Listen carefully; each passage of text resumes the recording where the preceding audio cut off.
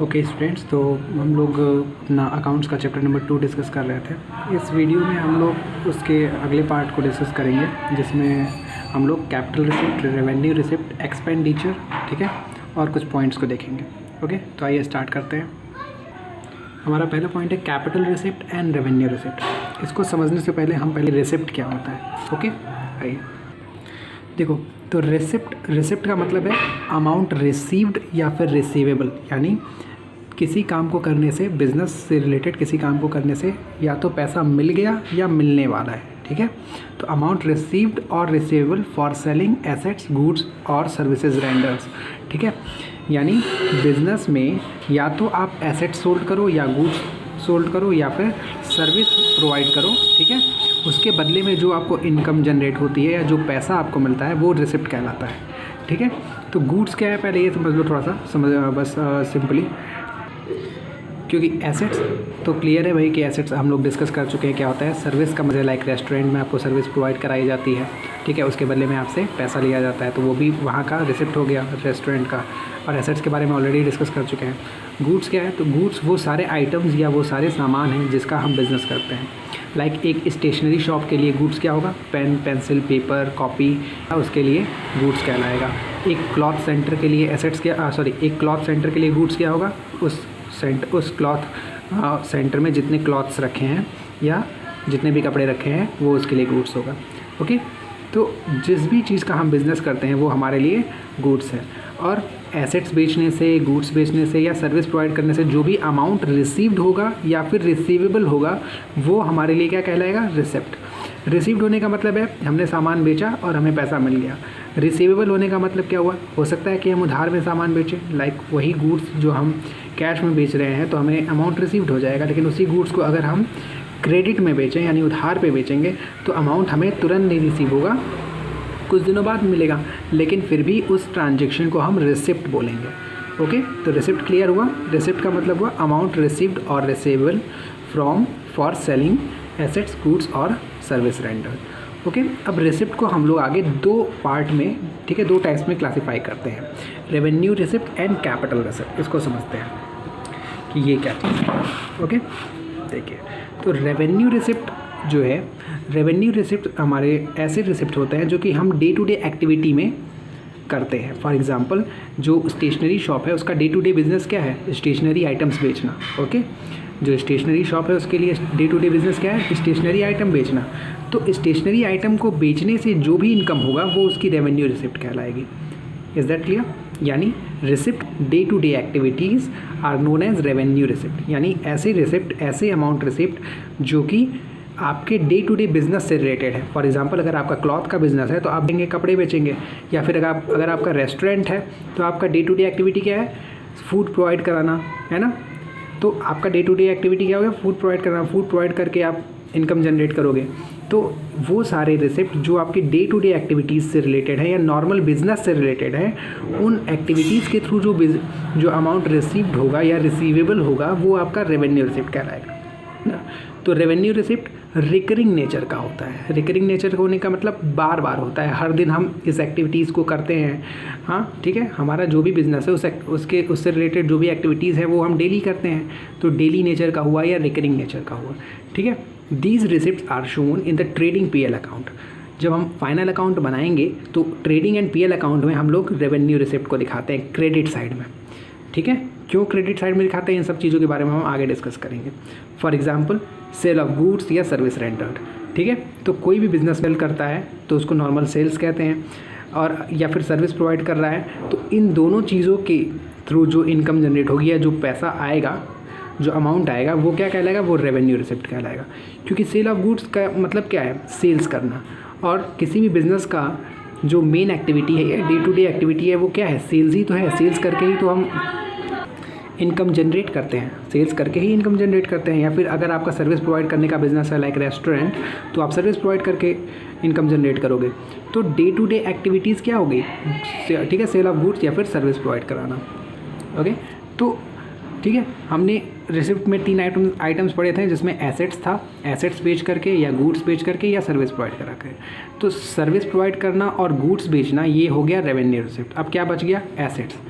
अगर आप अपने बिजनेस का एसेट्स बेचते हैं उसके थ्रू अगर आपको कोई अमाउंट रिसीव्ड हो रहा है तो वो कैपिटल रिसिप्ट कहलाता है। ओके, आइए कैपिटल रिसिप्ट को समझ लेते हैं। तो receipt which are not related to day activities of business, ठीक है, ये मैंने शॉर्ट फॉर्म में लिखा है, बिजनेस है ये, समझ लीजिए, ठीक है, कि भाई वो सारे रिसिप्ट जो कि आपके डे टू डे बिजनेस से रिलेटेड नहीं, लाइक एसेट्स बेचना, ठीक है, स्क्रैप बेचना, मशीनरी बेचना। अब जैसे अगर आपकी स्टेशनरी की शॉप है तो आपका डे टू डे एक्टिविटी क्या है, स्टेशनरी आइटम्स बेचना। लेकिन वहीं पे अगर आपके स्टेशनरी शॉप में जो फ़ैन है, मान लीजिए वो फ़ैन ख़राब हो गया और उसको आपने कबाड़ में बेच दिया, ठीक है, उस फ़ैन को आपने कबाड़ में बेच दिया, उसके थ्रू भी तो कुछ को मिलेगा। तो वो आपका डे टू डे एक्टिविटी नहीं है ना, आपका काम कबाड़ बेचना नहीं है, आपका काम स्टेशनरी का सामान बेचना है। तो स्टेशनरी का सामान बेच करके जो अमाउंट रिसीव्ड होगा वो रेवेन्यू रिसीव्ड हो गया। वही उस दुकान में निकलने वाले कबाड़ को बेचने से जो अमाउंट रिसीव्ड होगा वो क्या हो गया, कैपिटल रिसिप्ट हो गया। या फिर आपकी कोई एसेट्स पड़ी है, लाइक टेबल या फर्नीचर्स पड़े हुए हैं उसी दुकान में, या कोई मशीनरी पड़ी हुई है, ठीक है, उसको आपने बेच दिया, कुछ साल यूज़ करके उसको बेच दिया, तो वो भी आपका कैपिटल रिसिप्ट हो जाएगा। Okay, is that clear? तो रेवेन्यू रिसिप्ट क्या हो गया, रिकरिंग नेचर का है, जो कि बार बार होता है, डेली होता है, डेली हम अपने बिजनेस एक्टिविटीज़ करके इनकम जनरेट करते हैं, अमाउंट रिसीव करते हैं, वो रेवेन्यू रिसिप्ट हो जाएगा। और कैपिटल रिसिप्ट क्या हो जाएगा, कैपिटल रिसिप्ट वो सारे रिसिप्ट जो कि हम डेली नहीं करते हैं, कभी कभी करते हैं, साल में 1-2 बार ही स्क्रैप बेचते हैं, है ना, साल में 1-2 बार ही मशीनरीज़ वगैरह बेचते हैं। जो मशीनरीज़ हमारे शॉप में ख़राब हो गई है या हमारे बिज़नेस में ख़राब हो गई है उसको हम लोग साल में 1-2 बार ही बेचते हैं, डेली नहीं करते हैं। Okay, is that clear? तो अब ये पॉइंट क्लियर हो गया, रिसिप्ट क्या होता है, रेवेन्यू रिसिप्ट क्या होता है एंड कैपिटल रिसिप्ट क्या होता है। अब हम लोग अपने अगले पॉइंट पे चलेंगे। अब हमने रिसिप्ट समझ लिया, तो अब हमारा अगला पॉइंट होगा एक्सपेंडिचर, ठीक है, खर्चे। आइए देखते हैं।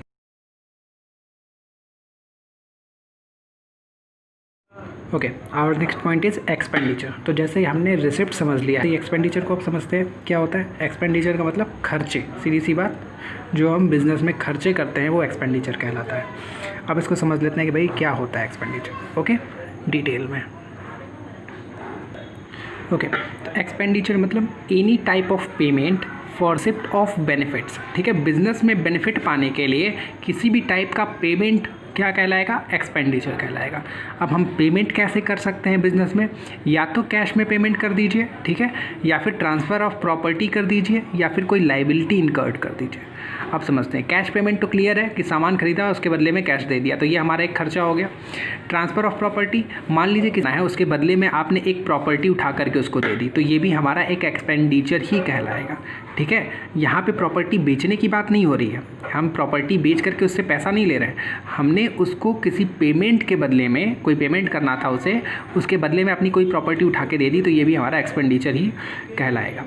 ओके, या फिर लाइबिलिटी इनकर्ड, लाइक हमने परचेज़ किया सामान, ठीक है, सामान परचेज़ किया और उससे हमने पेमेंट कैश में नहीं किया, ठीक है, अगर कैश में पेमेंट नहीं करेंगे तो हमारी लाइबिलिटी, हम उसको आगे चल के पेमेंट करें, तो लाइबिलिटी इनकर्ड, यानी कि किसी भी टाइप का पेमेंट, जैसे कि कैश में पेमेंट कर सकते हैं, या फिर प्रॉपर्टी दे सकते हैं बदले में, या फिर हम अपनी लाइबिलिटी बढ़ा लें, लाइक क्रेडिटर्स बढ़ा लें। ओके, तो कोई भी पेमेंट क्या कहलाएगा, एक्सपेंडिचर कहलाएगा। और ये पेमेंट के बदले में हमें मिलेगा क्या, बेनिफिट्स मिलेंगे। कैसे बेनिफिट्स, या तो हम एसेट्स हमें कोई एसेट्स मिलेगा, या तो हम गुड्स ले सकते हैं, या फिर कुछ रिसीव कर सकते हैं, ठीक है। लाइक कैश में हम एसेट्स खरीद सकते हैं, या फिर जो है क्रेडिट पे भी एसेट्स खरीद सकते हैं।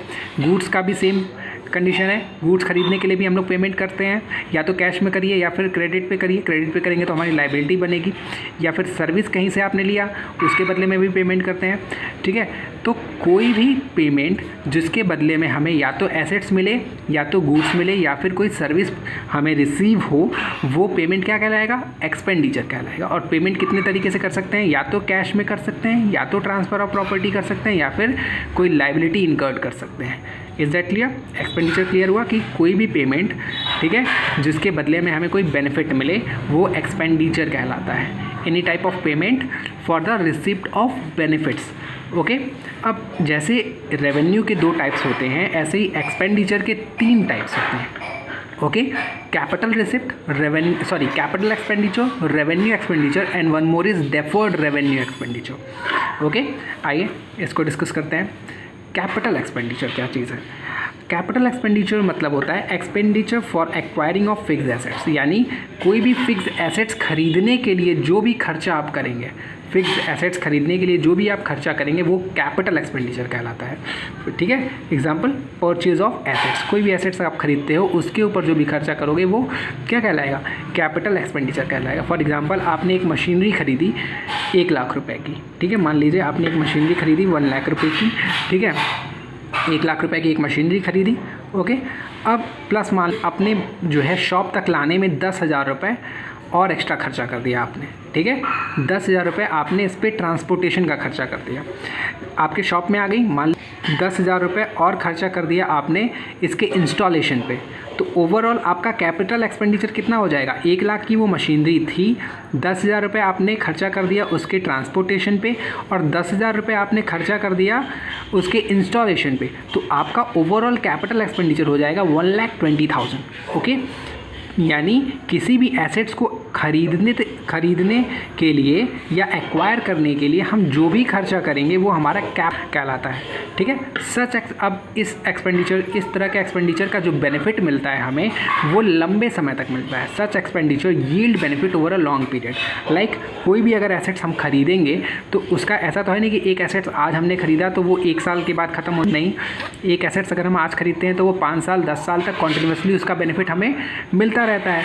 तो कैपिटल एक्सपेंडिचर जो होते हैं उनका बेनिफिट हमें लंबे समय तक मिलता रहता है, 5 साल 10 साल, यानी उस एसेट्स की जब तक लाइफ रहेगी तब तक हमें उस खर्चे का बेनिफिट मिलता रहेगा, ठीक है। क्लियर, कैपिटल एक्सपेंडिचर क्लियर हुआ, यानी कि amount which is expand on acquiring of fixed assets, यानी कि वो अमाउंट जो कि हम लोग फिक्स्ड एसेट्स को खरीदने के लिए खर्च करें वो कैपिटल एक्सपेंडिचर कहलाती है और इसका बेनिफिट हमें लंबे समय तक मिलता है। 1 साल के अंदर इसका बेनिफिट ख़त्म नहीं होता है, 2 साल 3 साल 5 साल 10 साल, जब तक उस एसेट्स की लाइफ रहेगी तब तक हम इस खर्च किए गए पैसे का बेनिफिट लेते रहेंगे। Is that clear? Revenue expenditure क्या कहलाता है? Expenditure whose benefit is received during one accounting period, यानी वो खर्चे जिनका बेनिफिट हमें एक अकाउंटिंग पीरियड में ही मिल जाए। एक अकाउंटिंग पीरियड का मतलब है 1 अप्रैल टू 31 मार्च, ओके, यानी 1 साल के अंदर ही हम उसका बेनिफिट पूरा यूज़ कर लें, वो रेवेन्यू एक्सपेंडिचर कहलाता है। फॉर एग्ज़ाम्पल क्या क्या है? For example cost of goods sold. Cost of goods sold क्या है? जो सामान आपने बेचा है उस पर जो खर्चा किया था वो खर्च, सैलरी पेमेंट करना, रेंट पेमेंट करना, इलेक्ट्रिसिटी बिल पेमेंट करना। अब जैसे रिसिप्ट की का कॉन्सेप्ट था, रेवेन्यू रिसिप्ट क्या था? जो हम रेगुलर करते हैं, है ना, ऐसे ही रेवेन्यू एक्सपेंडिचर भी वो सारे एक्सपेंडिचर हैं जो हम रेगुलर बेसिस पे करते हैं, साल में कई बार करते हैं। जैसे साल में कई बार हम गुड्स परचेज़ करते हैं, है ना, साल में कई बार हम गुड्स परचेज़ करते हैं, कितने बार हम सैलरीज देते हैं, है ना, मंथली सैलरी अगर दे रहे तो 12 बार सैलरी देंगे, रेंट पेमेंट हम 12 बार करते हैं, इलेक्ट्रिसिटी बिल हम मंथली करते हैं, यानी रेगुलर पेमेंट करते हैं, ओके। तो रेवेन्यू एक्सपेंडिचर्स वो सारे एक्सपेंडिचर्स हो गए या वो सारे पेमेंट हो गए जो हम रेगुलर बेसिस पे करते हैं। कैपिटल एक्सपेंडिचर वो पेमेंट हैं जो हम रेगुलर बेसिस पे नहीं करते हैं, लाइक एसेट्स हम साल में हमेशा नहीं खरीदते हैं, साल में 1 बार या 2 बार ही खरीदते हैं, ओके, ठीक है। फिर उसके बेनिफिट्स हमें लंबे समय तक मिलता रहता है और ये सारे ऐसे एक्सपेंडिचर्स हैं, रेवेन्यू एक्सपेंडिचर्स, जो कि हम साल में कई बार करते हैं और उसका यूज़ हम 1 साल के अंदर ही कर लेते हैं। For example purchase of goods अगर आपने किया, ठीक है, परचेज़ किया सामान, तो उसको हम 1 साल के अंदर जनरली बेच देते हैं उन सामानों को, है ना। या फिर किसी को अगर सैलरी पेमेंट कर रहे हो आप, तो सैलरी पेमेंट किस लिए करोगे? 1 महीने का काम करा के उसका पेमेंट करते हो, या रेंट दे रहे हो तो वो भी 1 महीने का काम करा के आप उसका पेमेंट करते हो। तो सैलरी हुआ, पेमेंट हुआ या इलेक्ट्रिसिटी बिल हुआ, इन सब का जो बेनिफिट है वो 1 महीना या 2 महीना या फिर मैक्सिमम 1 ईयर, है ना, मैक्सिमम 1 ईयर इतने तक ही मिलेगा, ओके। तो ऐसे एक्सपेंडिचर्स जो कि आपको वन अकाउंटिंग पीरियड में बेनिफिट दें वो रेवेन्यू एक्सपेंडिचर कहलाएंगे। और ऐसे एक्सपेंडिचर जिनका बेनिफिट आपको लंबे समय तक मिलता रहे, लंबे समय कहने का मतलब 5 साल 10 साल, जब तक कि आपके एसेट्स की लाइफ है तब तक मिलता रहे, वो कैपिटल एक्सपेंडिचर कहलाएगा। अब हमारा अगला लास्ट पॉइंट है इसका एक्सपेंडिचर का, डेफर्ड रेवेन्यू एक्सपेंडिचर। इसको देखते हैं।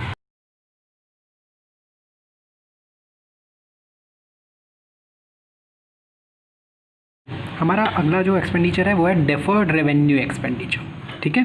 तो ऐसे एक्सपेंडिचर जो होते तो रेवेन्यू नेचर के हैं बट उनका बेनिफिट आपको लंबे समय तक मिले, ठीक है, जिनका बेनिफिट आपको 1 साल के अंदर नहीं ख़त्म हो, 2 साल, 3 साल, 4 साल या मैक्सिमम 7 साल, 3 to 7 ईयर्स तक बेनिफिट उसका मिले, वो डेफर्ड रेवेन्यू एक्सपेंडिचर कहलाते हैं, ठीक है। रेवेन्यू नेचर के हैं यानी बिजनेस ऑपरेशन से रिलेटेड है। रेवेन्यू नेचर होने का मतलब बिजनेस ऑपरेशन से रिलेटेड है, बिजनेस के लिए किए गए हैं, ठीक है, और उनका बेनिफिट आपको लंबे समय मिले, 1 साल के अंदर उनका बेनिफिट खत्म ना हो, तो वो डेफर्ड रेवेन्यू एक्सपेंडिचर कहलाते हैं। Okay, there are certain expenditure which are revenue in nature, यानी कुछ ऐसे एक्सपेंडिचर्स होते हैं जिनका रेवेन्यू नेचर के होते हैं but the benefit of which is likely to be derived over a number of years, लेकिन उनका जो बेनिफिट है वो आपको लंबे समय तक मिलता रहेगा, कई सालों तक मिलता रहेगा, 1 साल में उसका बेनिफिट ख़त्म नहीं होगा। Such expenditure are termed as deferred revenue expenditures. इस तरह के जो एक्सपेंडिचर्स होते हैं वो डेफर्ड रेवेन्यू एक्सपेंडिचर कहलाते हैं, ठीक है। जनरली इनका जो बेनिफिट होता है वो हमें 3 to 7 ईयर्स तक मिलता है। For example advertisement expenses. अब जो डेफर्ड रेवेन्यू एक्सपेंडिचर्स होते हैं या एडवर्टाइजमेंट एक्सपेंसेस, इस पर बहुत ज़्यादा अमाउंट खर्चा होता है, लाइक एडवर्टाइजमेंट पे 4 लाख या 5 लाख ऐसे बहुत ज़्यादा अमाउंट खर्चा होता है, तो इसको रेवेन्यू की तरह से ट्रीट करना सही नहीं होगा। क्यों? क्योंकि इस पे जो खर्चा होता है ना एडवर्टाइजमेंट पे, ये सारे खर्चे हमें लंबे समय तक बेनिफिट देते हैं। लाइक एक बार टीवी पे जो ऐड आ जाता है उसके कंज्यूमर के माइंड में उस कंपनी के बारे में सेट हो जाता है कि भाई मुझे इस कंपनी का सामान लेना है, और 5 साल तक, एटलीस्ट 4 साल उस एडवर्टाइजमेंट का बेनिफिट हमें मिलता है, ठीक है। इस वजह से जो ये ह्यूज अमाउंट एडवर्टाइजमेंट पे या डेफर्ड रेवेन्यू पे खर्च हुआ है, इस एक्सपेंडिचर पे खर्च हुआ है, उसका सारा बेनिफिट हमें 1 साल में तो मिल नहीं रहा है, 5 साल 6 साल में मिल रहा है। इसीलिए हम उस अमाउंट को जो है डिवाइड कर देते हैं कि जैसे अगर 5 साल के लिए बेनिफिट मिल रहा है तो हम उस अमाउंट को 5 पार्ट में डिवाइड कर देंगे। जैसे 4 लाख को हमने 5 पार्ट में डिवाइड कर देंगे और हर साल का खर्चा मानते हुए उसको अलग तरीके से दिखाएंगे। कैसे शो करेंगे? देखो, these are shown partly in the PL account, trading and PL account, ठीक है, and remaining in balance sheet. कैसे दिखाते हैं? देखिए, जैसे मान लीजिए एडवर्टाइजमेंट का खर्चा किया और ये एज्यूम कर रहे हो आप कि इसका बेनिफिट आपको 4 सालों तक मिलेगा, ओके। तो यानी कि हर साल आपको कितने रुपए का बेनिफिट मिल रहा है? 1 लाख रुपए का, ओके। क्योंकि आपने टोटल 4 लाख रुपए एडवर्टाइजमेंट पे अगर खर्चा किया है तो आपको और आपने ये एज्यूम किया है कि 4 सालों तक उसका आपको बेनिफिट मिलेगा, तो हर साल आपको कितने का बेनिफिट मिल रहा है? 1 लाख रुपए का। तो ये 1 लाख रुपए का जो खर्चा है वो आपका रेवेन्यू हो गया, रेवेन्यू एक्सपेंडिचर हो गया। आप इसको क्या करोगे? ईयरली जो है पीएल अकाउंट में दिखाओगे, ठीक है। पहले साल आप पीएल अकाउंट में 1 लाख रुपए दिखा दोगे डेबिट साइड में, ठीक है, डेबिट साइड में दिखाओगे, ओके। डेबिट साइड में हम ट्रेडिंग पीएल के दिखा देंगे 1 लाख रुपीज़, ओके। बाकी का जो बच गया 3 लाख रुपए, उसको हम बैलेंस शीट के एसेट साइड में दिखा देंगे। क्यों? क्योंकि हमने खर्चा तो कर दिया है, ठीक है, हमने ओवरऑल 4 लाख रुपए का खर्चा एक बार में एडवर्टाइजमेंट एजेंसी को दे दिया है, लेकिन उसका बेनिफिट हमें इस साल सिर्फ 1 लाख रुपए तक मिल रहा है। अभी 3 सालों तक और बेनिफिट हमें मिलेगा, ओके। 3 सालों तक और बेनिफिट मिलेगा। तो फिर जब अगले साल जब चलेंगे तो अगले साल 1 लाख रुपीज़ और हम लोग ट्रेडिंग पीएल में दिखाएंगे, ठीक है, 1 लाख रुपीज़ और दिखा देंगे ट्रेडिंग पीएल में, हाँ। और कितना बच जाएगा? ट्रेडिंग पीएल में के डेबिट में हम दिखा देंगे 1 लाख रुपए, और कितना बच जाएगा? 3 लाख में से 1 लाख दिखा दिए ट्रेडिंग पीएल में, बच गया 2 लाख, ठीक है।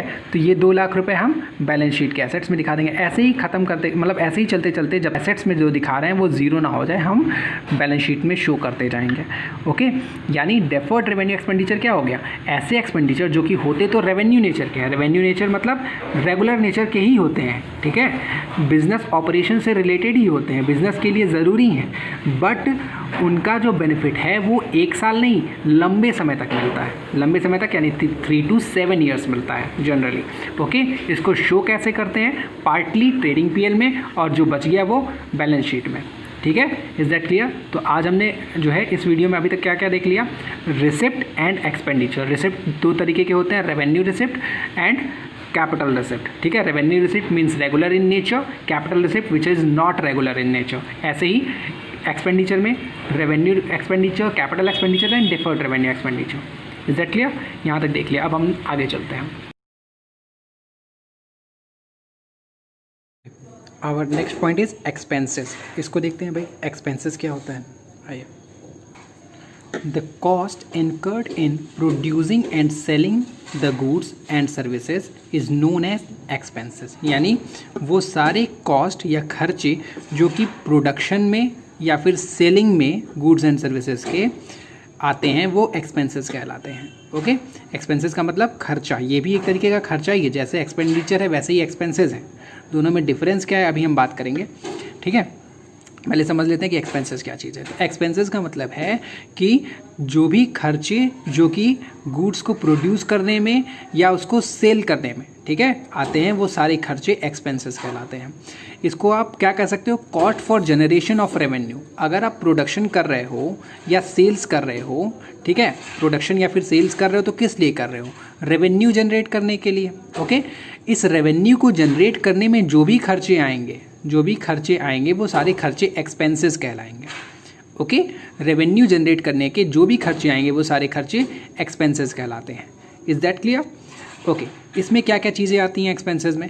कॉस्ट ऑफ गुड्स सोल्ड आता है। Okay, cost of goods sold आएगा।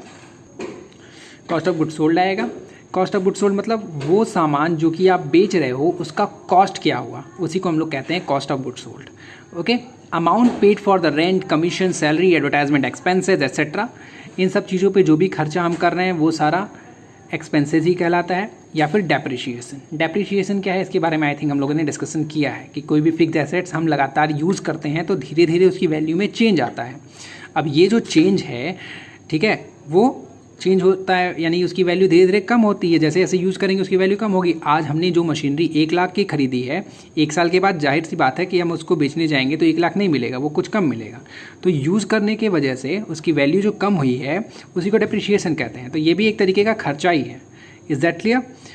ओके, तो ये तीनों पॉइंट हमारे एक्सपेंसेस में आता है। अब एक्सपेंसेस और एक्सपेंडिचर में डिफरेंस क्या है? जब हम बोलेंगे एक्सपेंडिचर, तो एक्सपेंडिचर का मतलब होता है expenses plus amount spend on fixed assets. ठीक है, ओके, तो यानी कि expenses plus amount spend on fixed assets, ये हो गया एक्सपेंडिचर।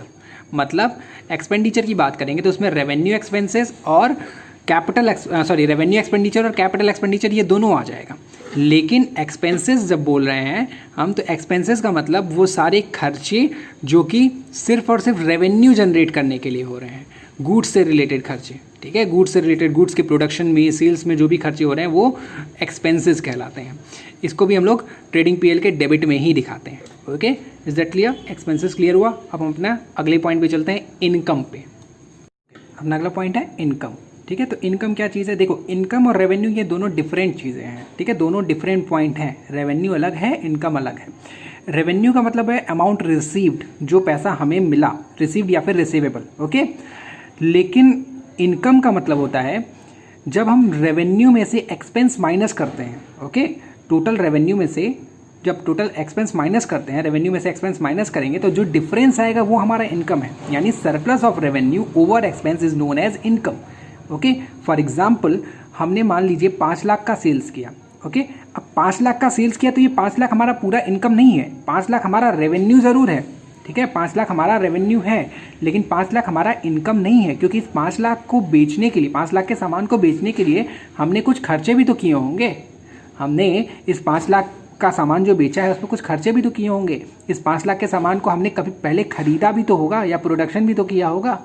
ओके, खरीदने पे या प्रोडक्शन करने पे जो खर्चे हुए हैं वो क्या कहलाएगा? वो एक्सपेंस कहलाएगा। ओके, लाइक मान लीजिए 5 लाख का सेल्स किया और उस पर एक्सपेंस यानी कि कॉस्ट ऑफ गुड्स सोल्ड आया था 4 लाख रुपए। Is that clear? समझ में आ रहा है?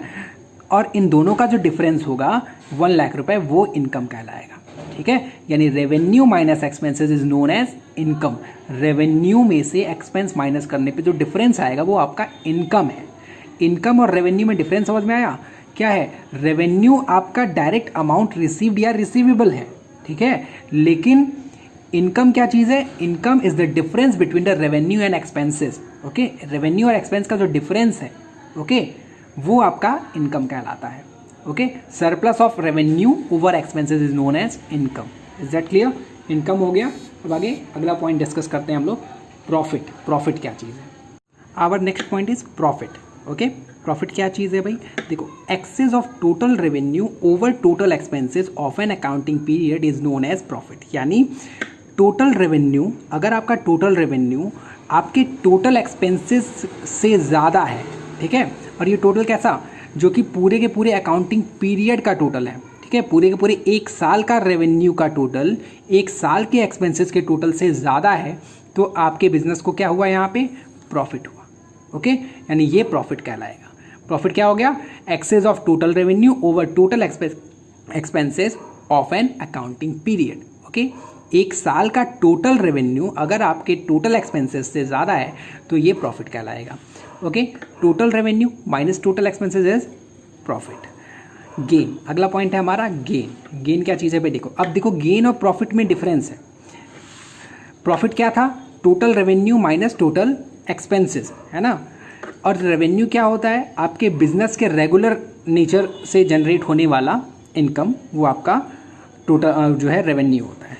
लेकिन गेन जो है वो ऐसे बेनिफिट्स हैं जो कि आप रेगुलर नहीं कमाते हो। गेन का मतलब ऐसे बेनिफिट्स जो आप रेगुलर नहीं कमाते हो।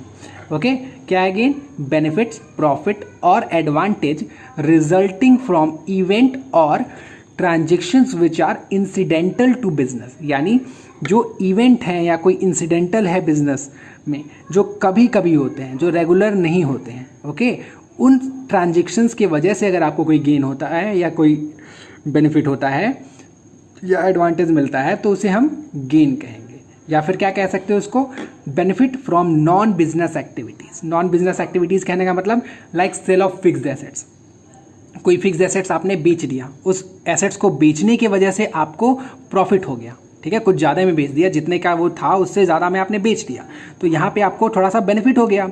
ये बेनिफिट गेन कहलाएगा, क्योंकि आपका काम एसेट्स बेचना नहीं है, आपका काम गुड्स बेचना है, ठीक है, आपका काम गुड्स बेचना है। बट आपने एक नॉन बिजनेस एक्टिविटी की, कोई इन्वेस्टमेंट की को बेच दिया या किसी एसेट्स को बेच दिया, तो ये जो बेनिफिट होगा इस एसेट्स को बेचने पे या फिर इन्वेस्टमेंट को बेचने पे जो बेनिफिट होगा आपको, वो बेनिफिट गेन कहलाएगा।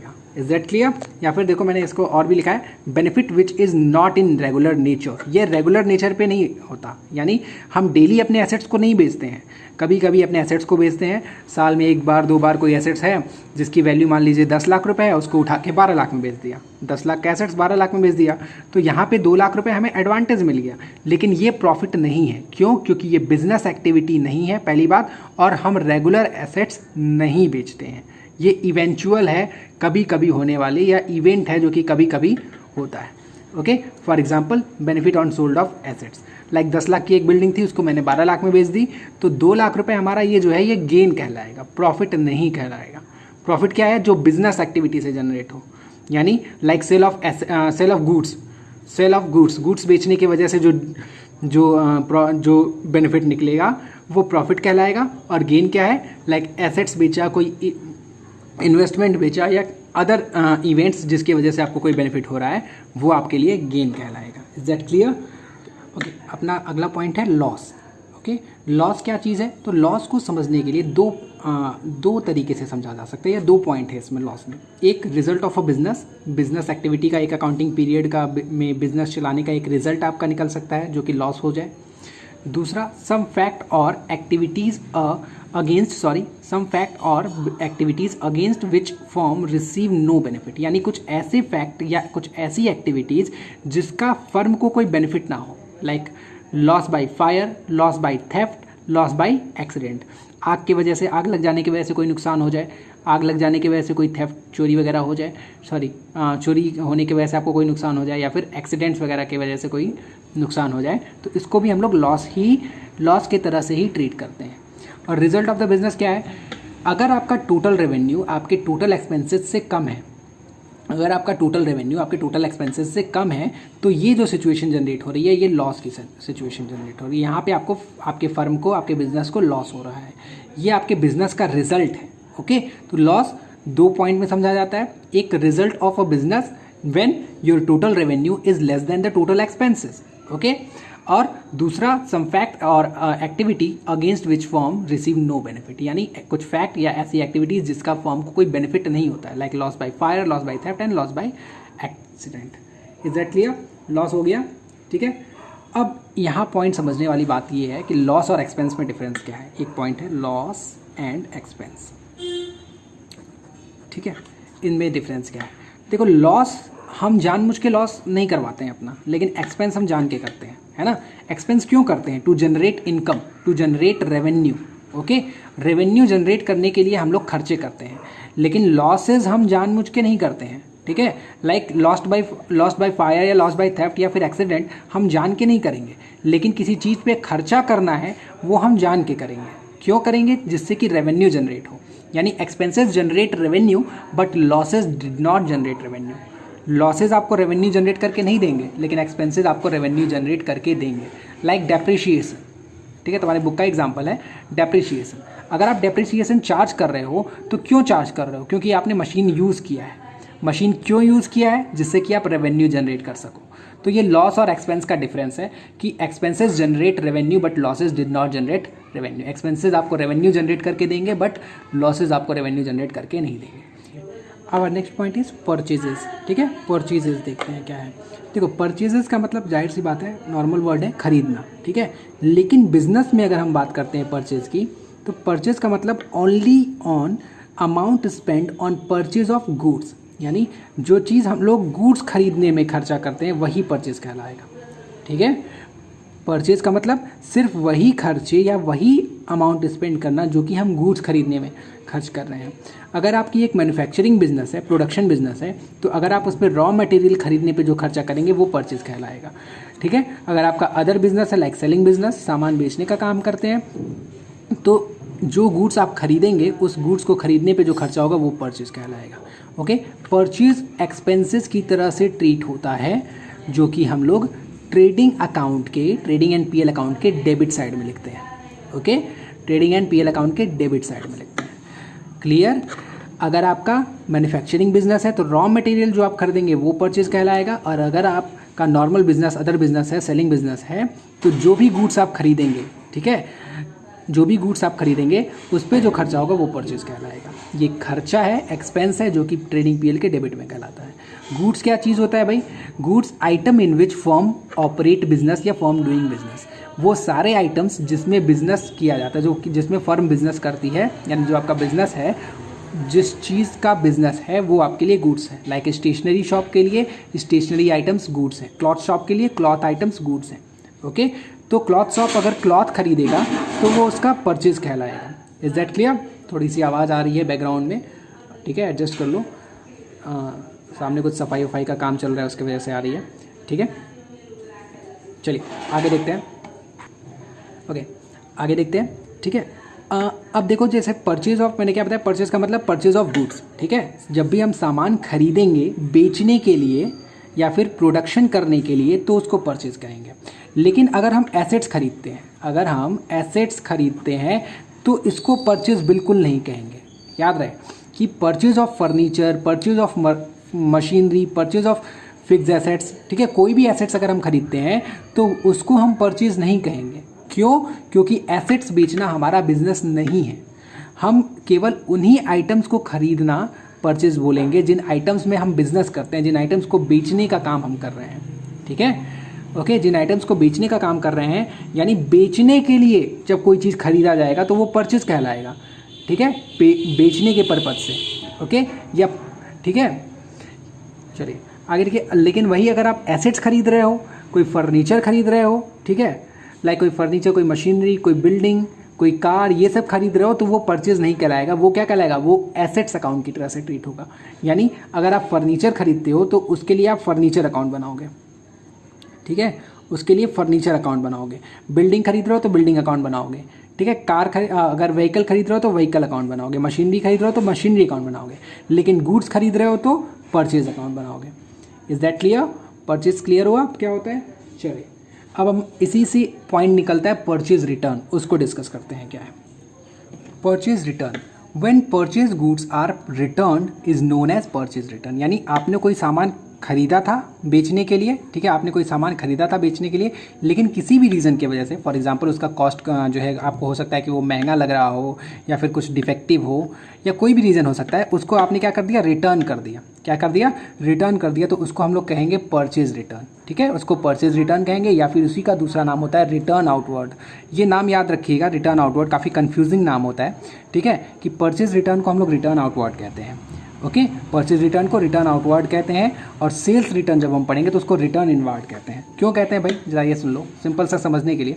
अब जरा देखो, परचेज आप करोगे तो क्या होगा, सामान आपके पास आएगा।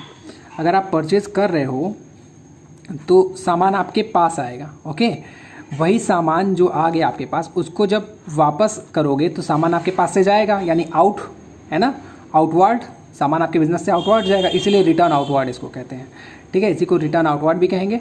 कैसे ट्रीट करते हैं, तो जहाँ हम परचेज लिखेंगे ट्रेडिंग पीएल अकाउंट के डेबिट में, जहाँ पे हम लोग परचेज लिखते हैं, ठीक है, उसी में से इसको माइनस कर देते हैं, लेस परचेज रिटर्न कर देते हैं। ठीक है, और ट्रेडिंग पीएल अकाउंट के डेबिट में ही ऐसे ही दिखाते हैं। कैसे, परचेज में से परचेज रिटर्न माइनस कर देते हैं। ओके, अब हमारा अगला पॉइंट आएगा सेल्स। Point is sales. अगला पॉइंट क्या है हमारा, सेल्स।